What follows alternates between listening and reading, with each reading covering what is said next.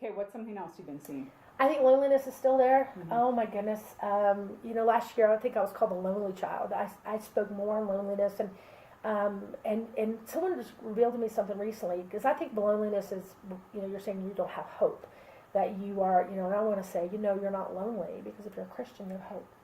But what you're really saying is, I'm alone, and I don't really like it. Well, recently I stayed with a lady down the beach, and she said, Kris, can I expand upon this concept of loneliness? And I said, sure. And she goes, I moved away from the family that I've lived with my whole life, I grew up with. I moved to a new city where I knew nobody. I went to a church where I know nobody. I switched jobs, which I know nobody. And I moved into a new neighborhood that I know nobody. She goes, I have 4 levels of loneliness that have nothing to do with a man. She says, so loneliness is way bigger than just the concept that I'm alone. It's the fact that I have no attachments, no connections anywhere. Take 4 things and disconnect them from you, and you'll know what true loneliness is. And so I said, thank you, because you're right. I address it from a romantic side, not from the reality as being alone is alone in all these other areas as well. And so single adults who move, single adults who are looking for churches, especially to plug in with their singles ministries, they might leave their home church that they've been there for 20 years or 30 years. Definitely change jobs, And I'm sure you're seeing some of the same things that are coming through on Boundless as well. Surfacey friendships or broken friendships. You feel another aspect of it. Yeah, someone has gotten married and moved on, and you've gotten left behind. So yeah. So going back, we talked about topics that singles, still relationships, dating, marriage. Who am I going to marry? Why haven't I married? I'm in church. I'm doing everything you're supposed to do. Why hasn't God brought me someone? I wish I had the answer to all those, but that's why I pray for a mate has been really working. Loneliness, aspects of anything that's broken in that area of our lives that creates a sense of aloneness. And then probably the third one was your identity.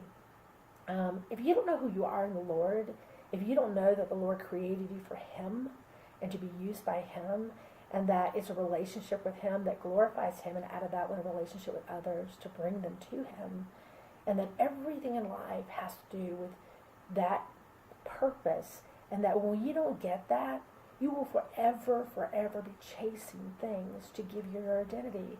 So much of our identity is in what we do for a living, our children, or never being married, or our parents, or who someone says we are.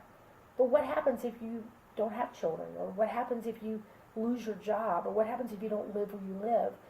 Or heaven forbid, what happens if you physically don't look the way you look? Because as you age up.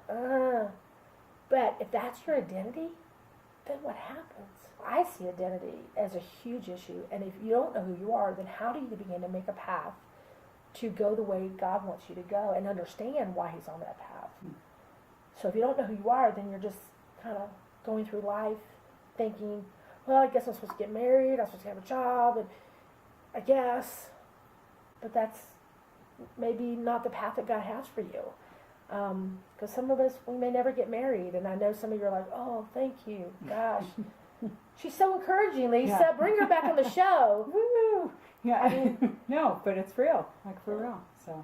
Great point. Find Kris on the singlesnetwork.org. Again, she has books, she travels around, she speaks, she does a bunch of events going on, and pray for her as she heads off to England, because she's got a great ministry going there.